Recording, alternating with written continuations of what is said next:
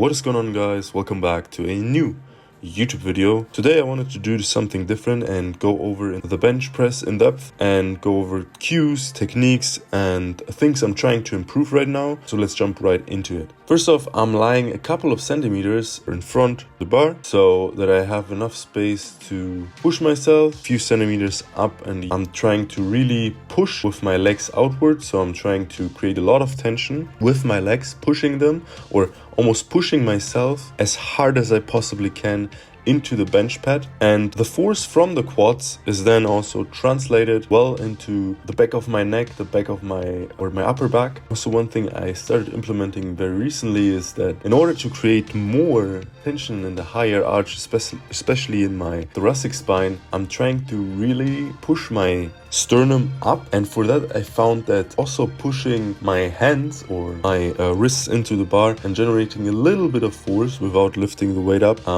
can help also creating additional tension so that the sternum is nice and high once we start unracking the bar. Then after the unrack, I'm really trying to make sure that the bar is really above the center of mass or above the spot where I'm focusing and concentrating all of my tension in my upper back. Once I set up fully, I try and also lower my hips very, very slowly to not lose any tension. So what I'm trying to do especially also in the bottom position, if we look at how I'm descending, during the descent, I'm trying to keep up the tension. I'm trying to keep pushing my legs into the ground, keep up the arch as high as possible and try and meet the bar with the sternum, meeting it at the point of most pressure. Especially stacking my joints helps with this a lot. So I'm trying to have my wrist, my elbow and my shoulder joint all being in line with my chest and the point of contact with the bar so that I can have optimal force concentration in that spot and push up the bar. Also, one more thing I wanted to mention is that I'm not trying to push the bar up vertically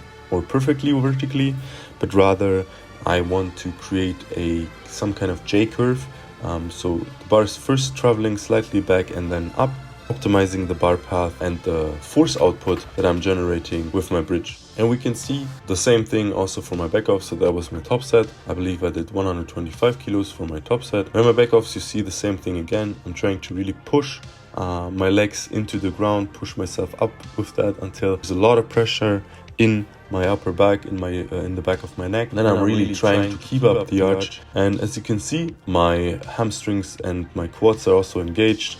They can be lifted off the bench, it's no problem. Only thing I have to be cautious about is if you generate a lot of leg drive or you're trying to bench with a lot of leg drive, you have to really be cautious of your butt not to lift off the bench, because this would of course be against the rules from the IPF. So then I would get red lighted. But if this doesn't happen, the only thing I have to focus on are really the technical cues. And then the rest of my training was some bench accessories, so some pushing accessories, as for example the incline dumbbell bench press that I really like doing, and I also did, I believe, some upper body work.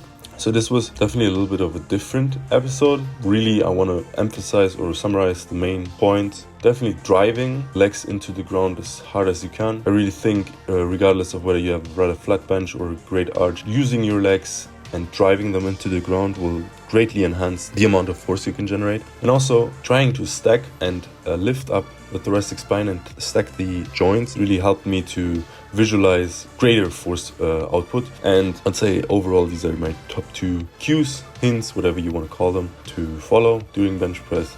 Hope you enjoyed this. Let me know what you think if you are using any of these. And that being said, I wish you all the love, all the power. Have a good one.